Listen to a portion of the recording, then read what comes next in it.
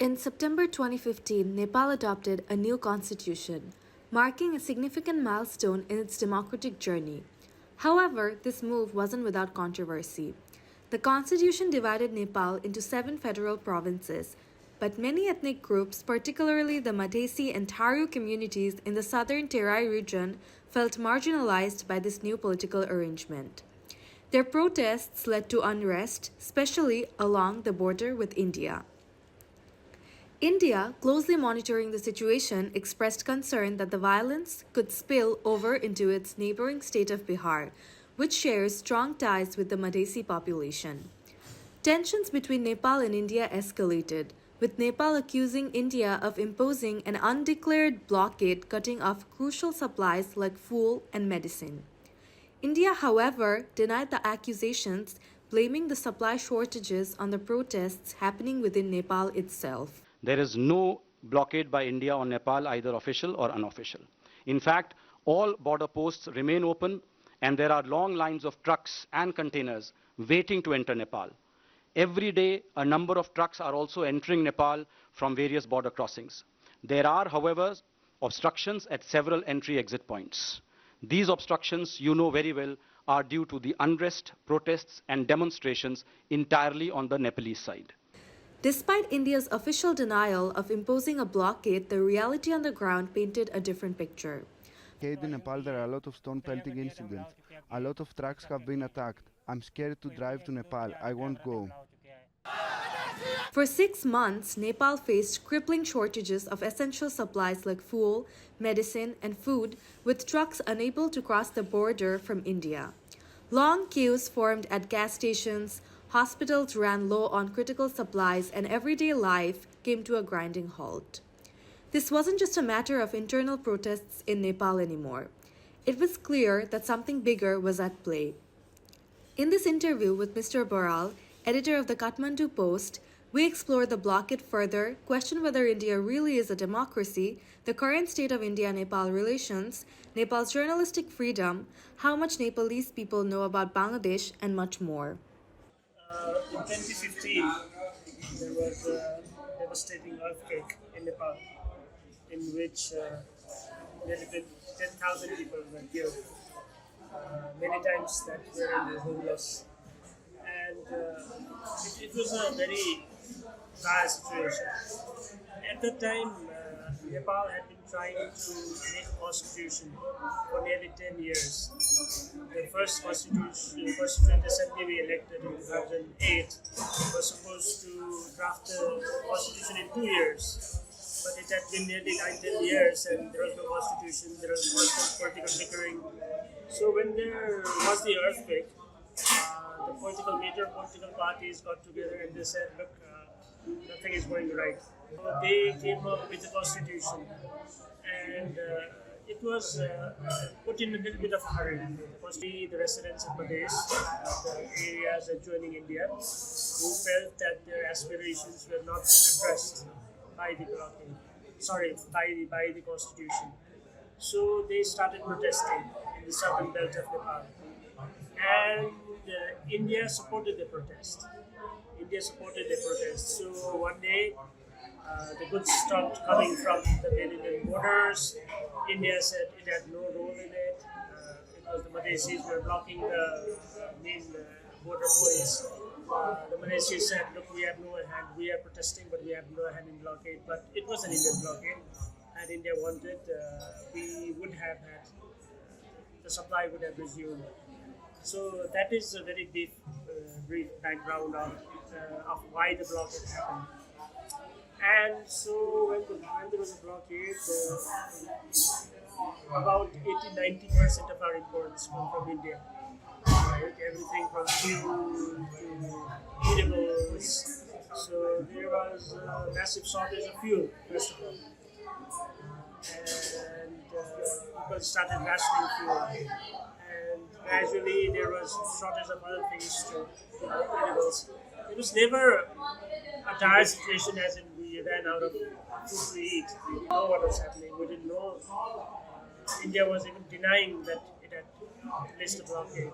So we didn't know when it would lift the blockade, and so it was a very uncertain. Like this with India, when they're also denying that they put a blockade on Nepal while all of this was happening. So, what do you think is like the sentiment of the general public towards India right now, and have these sentiments shifted over time? So I'll tell you my own story. Till the 2015-16 blockade, I, as a journalist, has been writing consistently about how we needed very balanced relations with all our international friends. How without having very best of relations with India, we would not progress. How India was even more important than China and our other friends, which was a matter of fact. But even when the blockade happened, people like me started questioning whether our assumptions were at all right. For instance, we assumed that India is a democracy, largest democracy in the world, whereas China is an autocracy. But India then was not behaving like a democracy, right? So we started questioning our assumption about India's democratic credentials. I started writing in the Indian media. To start the 2015 blockade because I thought a very one-sided commentary was coming in the Indian media. I wanted to say that this is how people in Nepal feel. So I would say 2015. Even before that, as is the case in Bangladesh, there is always this latent anti-India sentiment because it's such a big country right here as well. So we take everything very personally. Absolutely. In 2015-16, after the blockade, the anti-India sentiment heightened quite a bit, and there was a huge public support for engaging more with China, or like discontinuing all trade with India, which was impractical. But anti-India sentiments increased a lot after the blockade. I wouldn't say it's the same now. It's gone down considerably from that time. But even since then, there have been constant issues, various issues, if you want, I can talk about it, that have not helped bring the relations back to what they were. So I would say the relation right now is much better than at blockade time, but it's still not, we're not in the best of terms. So you mentioned that there has been a lot of misinformation in the Indian media, that news is not portrayed correctly. So what would you say? Would you say that Nepal has a lot of journalistic freedom? Yeah, absolutely. Nepal is easily the freest country in terms of freedom of expression. You can, even in global rankings, I can easily say that. You can write whatever you want. The misinformation at the time was that India kept saying that there is no blockade. It's the Madhesis and the Nepalis who are imposing the blockade, and all the Indian news media were taking the lead from the Indian foreign ministry. What everything was being portrayed like it was being done by the Madhesis, but while the Madhesis had genuine grievances, it was not them who was imposing the blockade. So that was the major misinformation that this journalist wanted to dispel. Right. So did the Nepali people know that the Madhesis were not doing this and it was India, or were they under the misconception as well because of the media that the Madhesis were doing all of this? So I'd say that when the constitution came out, not everyone in Nepal welcomed it. That's a fact. The Madhesi political parties said that many of their aspirations were not addressed by the constitution. So they were protesting, right? And as political parties that want to show that they are making a difference, they were claiming that we are imposing, we are not allowing the goods from India. So they wanted to show their power. And there were many Madhesis who were saying, look, whatever India is doing is irrelevant. The Nepali state should first address our concerns. So there was also that fact. But especially in urban centers, I would say in Kathmandu, people largely believed that it was India. Because what was happening is that India was saying, it's the Madhesis which we are not allowing, but we bring our oil from there, right? When our tankers were going to India to get them filled, the owners of these what you call depots were not they were not giving us fuel. Right? That had nothing to do with protesters. So there were such facts that were coming out that showed that it was India which was imposing the blockade. And it was also proven when the blockade was lifted, which was lifted all of a sudden. It was lifted overnight. When India said it would be open, then everything was open.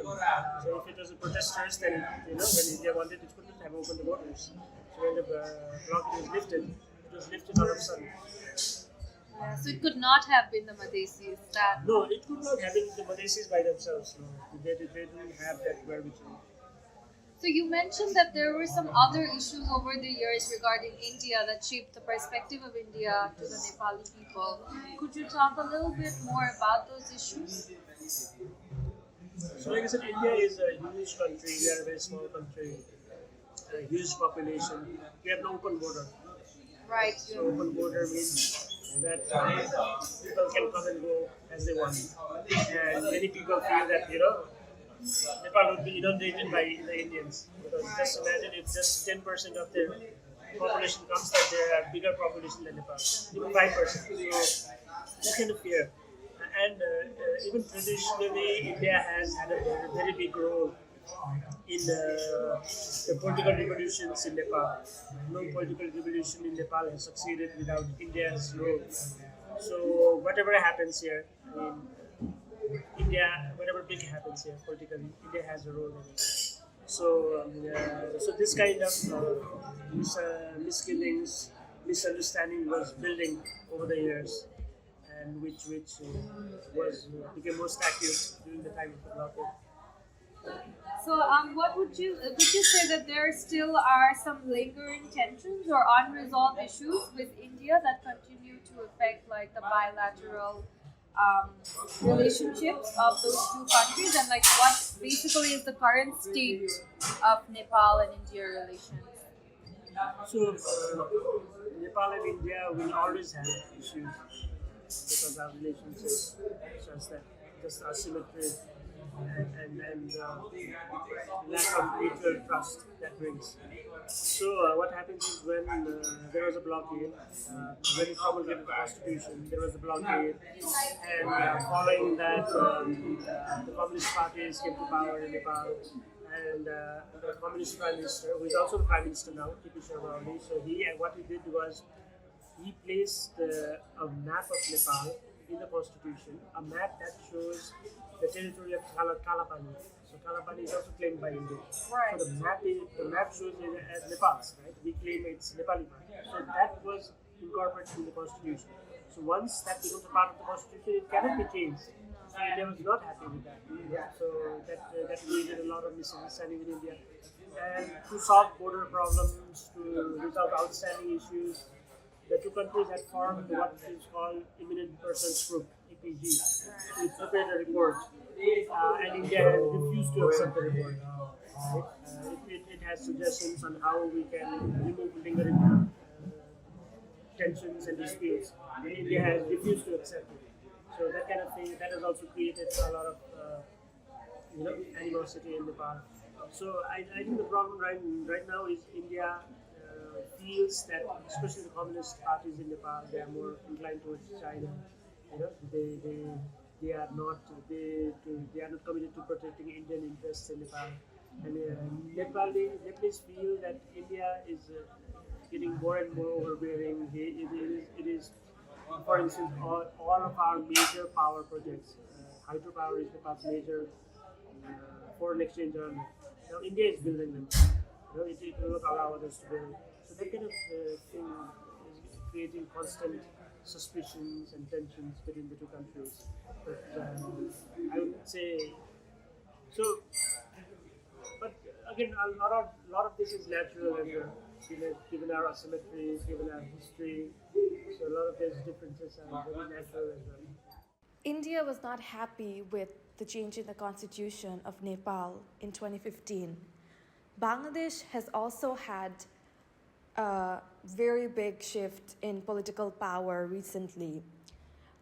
If Bangladesh continues to increase its reliance On India, do you think India could retaliate the same way it did in 2015 towards Bangladesh as well? When the blockade happened, the reason India lifted it was because there was a lot of international criticism. Right? We were lobbying with the UN, we were lobbying with the countries, and they were telling Indians that the ground report. Indians also saw that it only created bad blood. It increased the anti-India sentiment, and it alienated Kathmandu so badly that the Kathmandu leaders were saying like we should take ties with India. The Indians said, look, this is backfiring. So I don't think the Indians will again resort to coercive action like the blockade. Even from Nepal's example, we have learned that it can be quite counterproductive. In terms of, I think it's the largest democracy in the world, so it likes to project itself as this defender of democracy. So it was seen as seizing this small country, and over time it realized that that image was very harmful to it. So I think when it considers similar measures, it will really think many times before